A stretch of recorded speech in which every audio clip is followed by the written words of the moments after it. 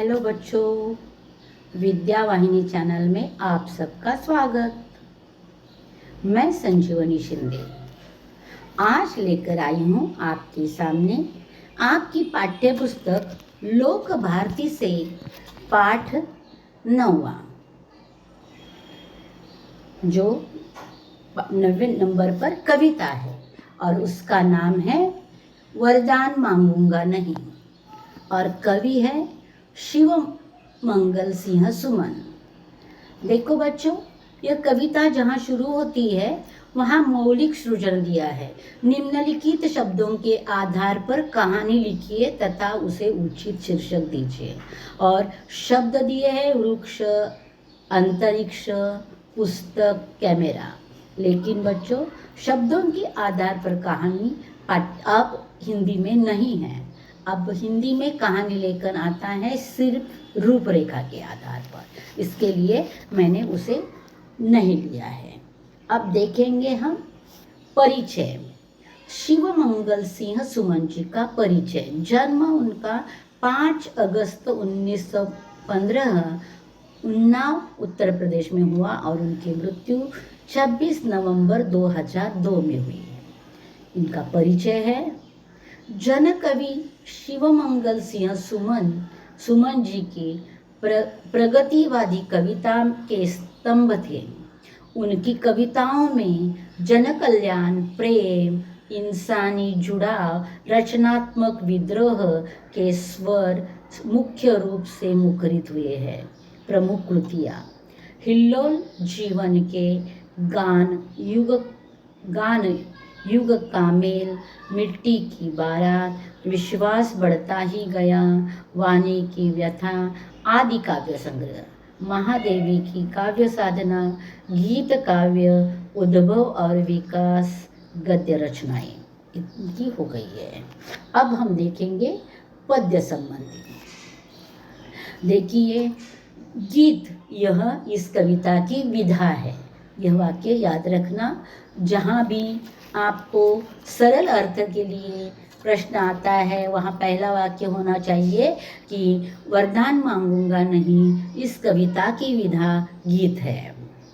स्वर, पद, ताल से युक्त गान ही गीत होता है। यानी स्वर, पद और ताल उस गान में होता है। इसमें एक मुखड़ा तथा कुछ अंतरे होते हैं।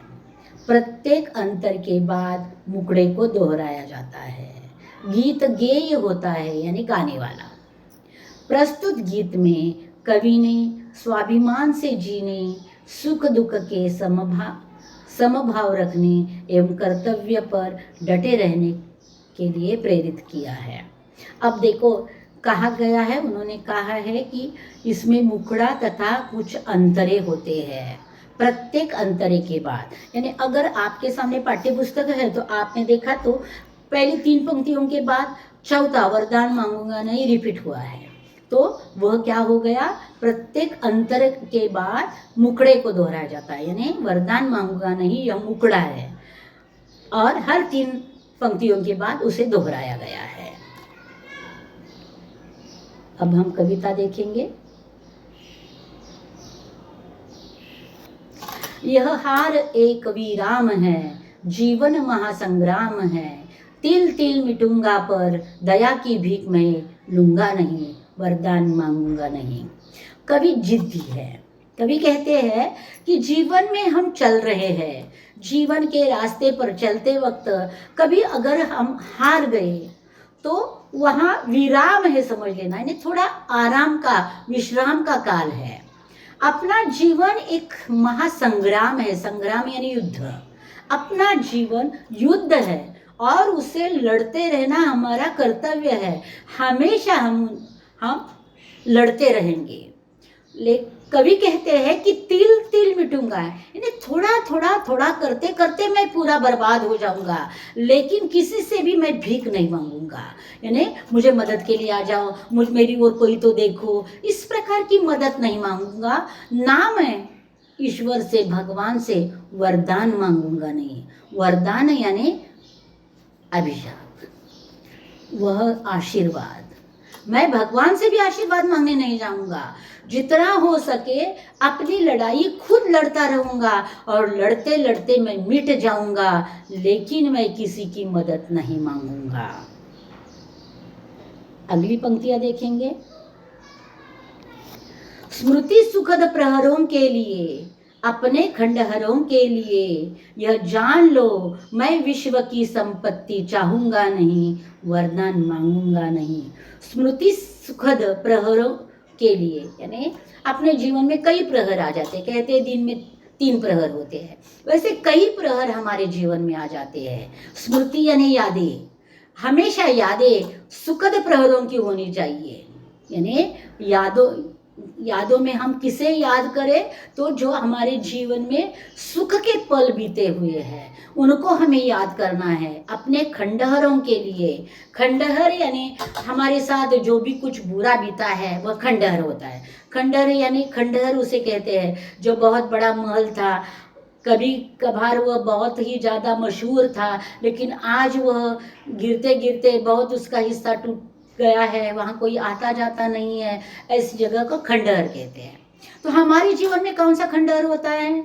हमारे जीवन में खंडहर होता है जब हम बहुत लड़े हैं, बहुत थके हैं, लेकिन हम जीते नहीं हैं। ऐसे पल जो होते हैं वो खंडहर जैसे होते हैं।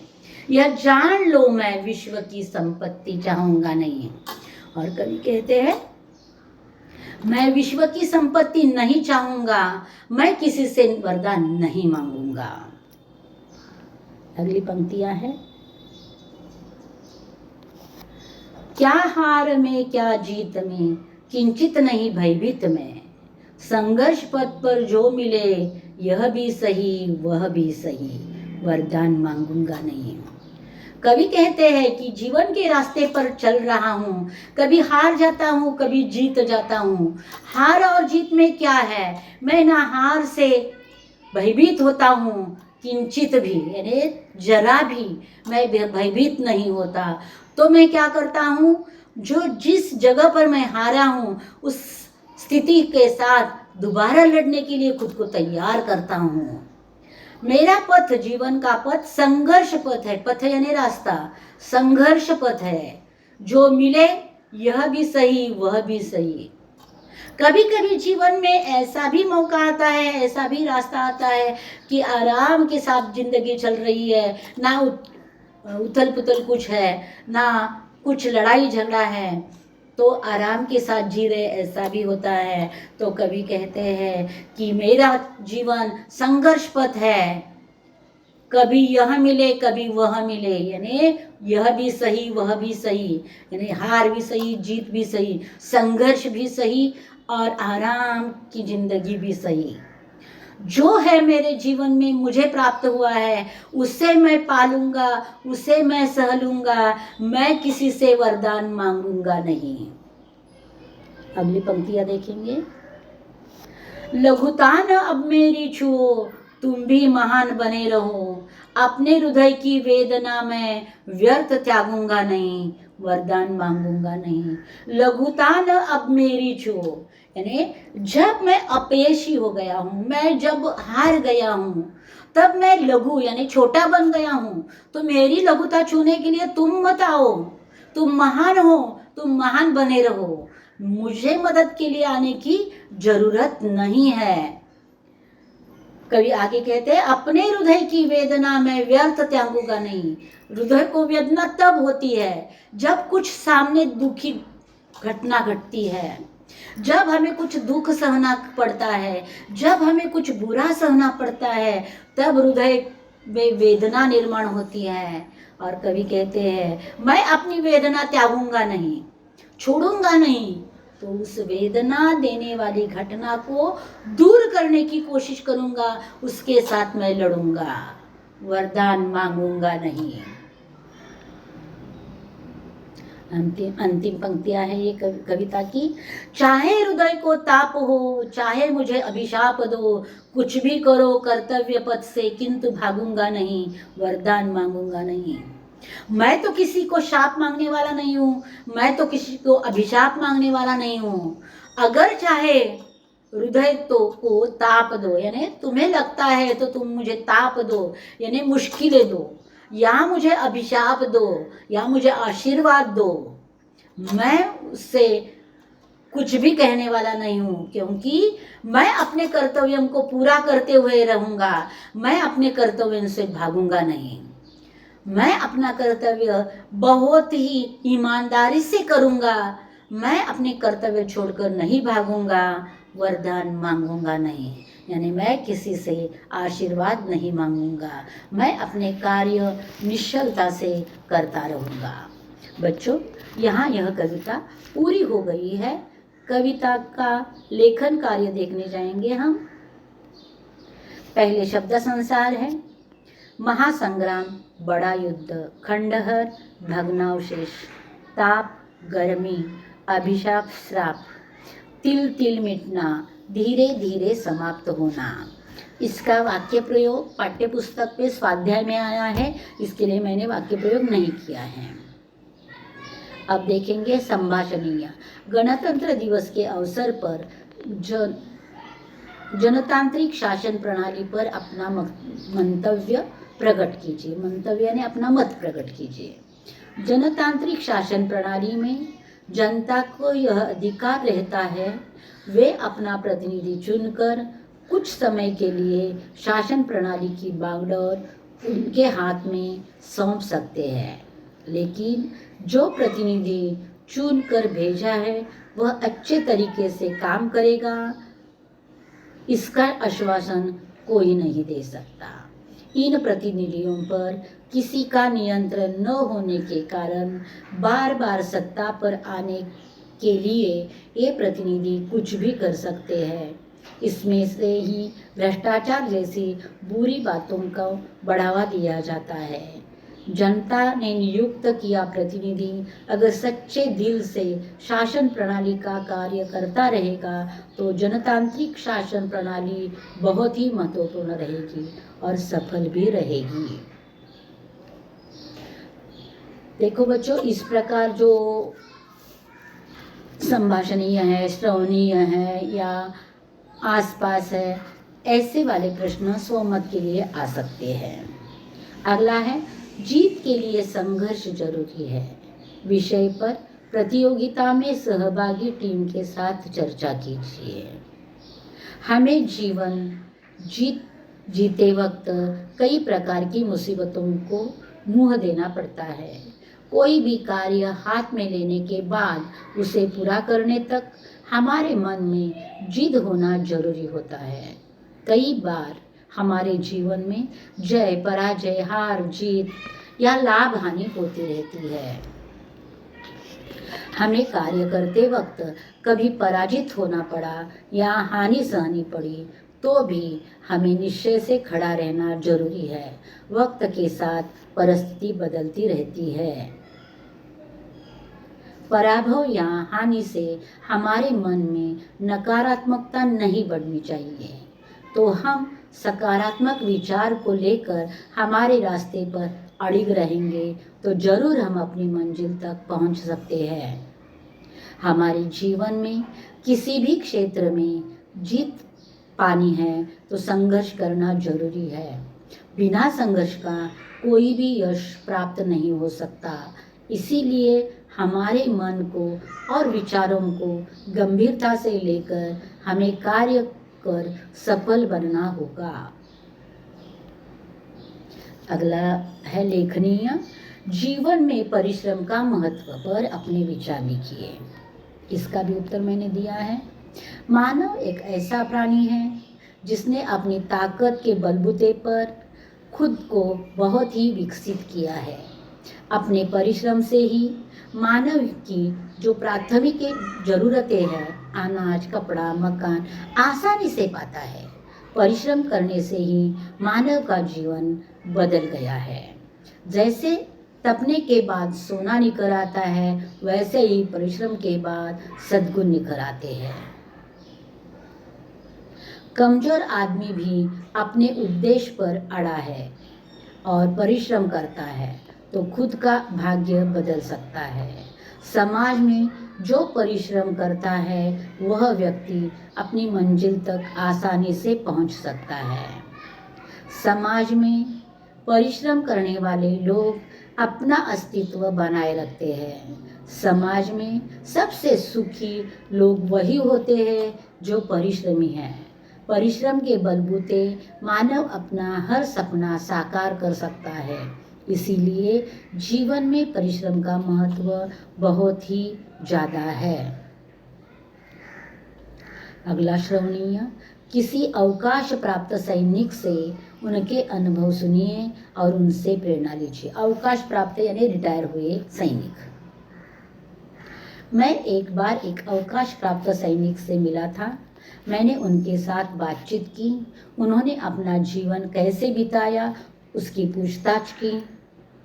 सैनिक ने कहा, मैं बचपन से लेकर सैनिक बनने तक मेरे जीवन का उद्देश्य सिर्फ मातृभूमि की सेवा करना यही था।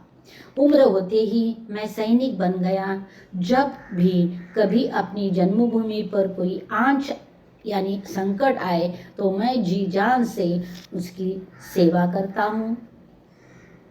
मातृभूमि की सेवा करने से मुझे अपनी माँ की सेवा करने से कई गुना ज़्यादा खुशी मिलती थी। मुझे लगता था कि इस मातृभूमि पर जन्म लेकर जन्मभूमि की सेवा करने का मौका मुझे मिला। मेरा जन्म धन्य धन्य हो गया। उनसे ये बातें सुनकर मुझे लगा मैं सैनिक तो बना नहीं, लेकिन हर दिन जीवन में मौका मिलते ही मैं भी अपनी मातृभूमि की सेवा करूँगा। उसे साफ सुथरा रखूँगा, उसे हरा भरा रखने की कोशिश करता रहूँगा।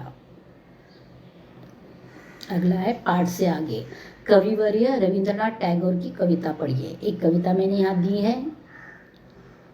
भजन पूजन साधना आराधना सब कुछ पड़ा रहे, अरे देवालय का द्वार बंद किए क्यों पड़ा है।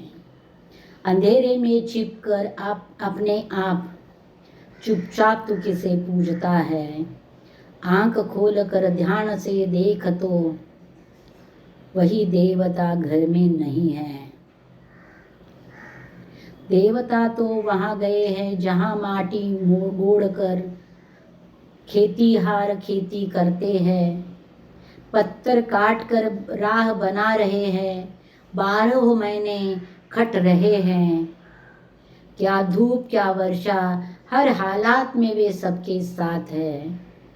उनके दोनों हाथों में धूल लगी हुई है, अरे तू भी उन्हीं के समान स्वच्छ कपड़े बदल कर धूल पर जा। मुक्ति मुक्ति कहाँ पाएगा भला, मुक्ति है कहाँ। स्वयं प्रभु ही तो सृष्टि के बंधन में सबके निकट बंधे हुए हैं। अरे छोड़ो भी यह ध्यान धरने रहने भी दो फूलों की डलियाँ। कपड़े फट जाने दो, धूल बालू लगे कर्मयोग में उनसे कंधा मिलाकर पसीना बहने दो। इस प्रकार यह कविता है। अब देखेंगे सूचना के अनुसार कृतियाँ कीजिए पाठ के आंगन में, यानी पाठ का स्वाध्याय। स्वाध्याय का पहला प्रश्न है, कवि इन परिस्थितियों में वरदान नहीं मांगना चाहते। कौन कौन सी परिस्थितियाँ? तिल तिल मिटने की नौबत आने पर, संघर्ष पथ पर हार या जीत मिलने पर, कर्तव्य पथ पर दुख या अभिशाप मिलने पर, और हृदय में कष्ट होने पर। अगला प्रश्न है, आकृति पूर्ण कीजिए। उसमें पहला है, सुखद स्मृति इनके लिए है, प्रहरों के लिए और खंडहरों के लिए। कवि भयभीत नहीं है, हार में और जीत में। पद्य में पुनरावर्तन हुई पंक्तियां, वरदान मांगूंगा नहीं, यह पंक्ति बार बार पुनरावर्तित हुई है। तीसरा प्रश्न, रेखांकित वाक्यांशों के स्थान पर उचित मुहावरा लिखिए। देखो रेखा, यहाँ मुहावरा दिया है, वाक्य दिया है, रुग्ण शैया पर पड़ी माता जी को देखकर मोहन का धीरज धीरे धीरे समाप्त हो रहा था। धीरे धीरे समाप्त होना, धीरज धीरे धीरे समाप्त होना। अब यहाँ कोष्टक में दिया हुआ मुहावरा लिखा है मैंने, रुग्ण शैया पर पड़ी माता जी को देखकर मोहन का धीरज तिल तिल मिट रहा था। ये हो गया। अब यहाँ भाषा बिंदु का मतलब होता है व्याकरण का प्रश्न। तो वह यहाँ प्रश्न दिया है, निम्नलिखित अशुद्ध वाक्यों को शुद्ध करके फिर से लिखिए। जो पहले वाक्य दिए हैं वह अशुद्ध है, पहले एक एक वाक्य अशुद्ध पढ़ूंगी और फिर उसको शुद्ध करके पढ़ूंगी। लता कितनी मधुर गाती है, शुद्ध वाक्य है, लता कितना मधुर गाती है। तितली के पास सुंदर पंख होते हैं, तितली के पंख सुंदर होते हैं। यह भोजन 10 आदमी के लिए है, यह भोजन 10 आदमियों के लिए है, अथवा यह भोजन 10 लोगों के लिए है। कश्मीर में कई दर्शनीय स्थल देखने योग्य है। उसने प्राण की बाजी लगा दी, उसने, उत्तर है, उसने प्राणों की बाजी लगा दी। तुमने मिट्टी से का प्यार, तो उत्तर है, तुमने मिट्टी से किया प्यार। अगला वाक्य है, यह है न पसीने का धारा, सही उत्तर है, यह है न पसीने की धारा। अगला वाक्य है, आओ सिंहासन में बैठो, व्याकरण की दृष्टि से सही है, आओ सिंहासन पर बैठो। तुम हंसो कि फूले फले देश, तुम हंसो ताकि फूले फले देश। यह गंगा का है नवलधारा, सही वाक्य है, यह गंगा की है नवलधारा। और देखो बीच वाला चौथा वाक्य जिसका उत्तर मैं यहाँ देना भूल गई हूँ, तो वह वाक्य है, कश्मीर में कई दर्शनीय स्थल देखने योग्य है। उत्तर है, कश्मीर में कई स्थल देखने योग्य है। बस यहाँ भाषा बिंदु समाप्त हुआ है। तो बच्चों यहाँ यह कविता वरदान मांगूंगा नहीं, यह कविता पूरी हुई है। कविता के संपूर्ण लेखन कार्य मैंने दिया है, आपकी पढ़ाई आसान कर दी है। इसे लिख कर रखो, जो लेखन कार्य है वह अच्छी तरह से पूरा करो और बार बार वीडियो पढ़ो और रचना बोध लिख कर रखो। रचना बोध जो है वह आपको लिखना है। इस कविता से आपको क्या बोध मिला, बोध है यानी ज्ञान, क्या ज्ञान मिला वह आपको लिखना है, वह आप पूरा करो। अगला पाठ लेकर जल्दी मैं वापस आऊँगी। अगला पाठ है रात का चौकीदार। तब तक इंतज़ार में रहना।